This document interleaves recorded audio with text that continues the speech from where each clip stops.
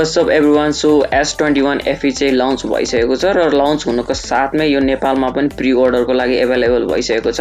So S21 FE चाहिँ basically S21 को एउटा चिपर भेरिएन्ट भन्दा हुन्छ तपाईले, जसमा चाहिँ तपाईले S21 को मेजर स्पेक्सहरु चाहिँ इन्जोय गर्न सक्नुहुन्छ।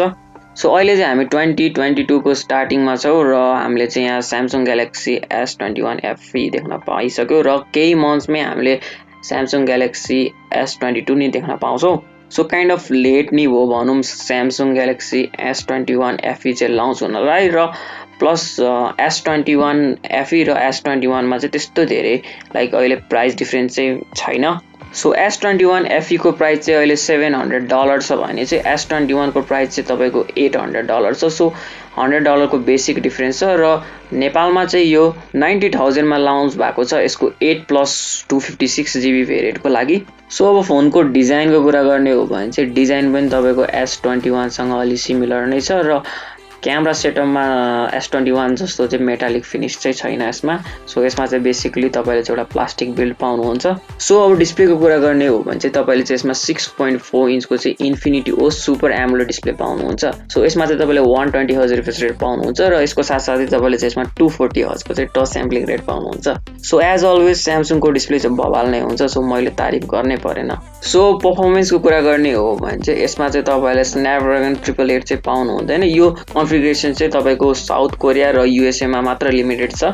सो ग्लोबल मार्केट र नेपालमा चाहिँ पाउने भनेको हामीले एक्जिनोस 2100 नै हो। सो अब क्यामेरा सेटअपको कुरा गर्ने हो भने चाहिँ हामीले यसको रियर साइडमा चाहिँ ट्रिपल क्यामेरा सेटअप पाउँछौं। सो 12 मेगापिक्सलको चाहिँ यसमा प्राइमरी लेन्स दिएको छ, जसमा चाहिँ तपाईले ओएस पनि पाउनुहुन्छ र साथसाथै 12 मेगापिक्सलको चाहिँ अल्ट्रा वाइड एंगल लेन्स छ र 8 मेगापिक्सलको चाहिँ तपाईले यसमा टेलिफोटो लेन्स पाउनुहुन्छ।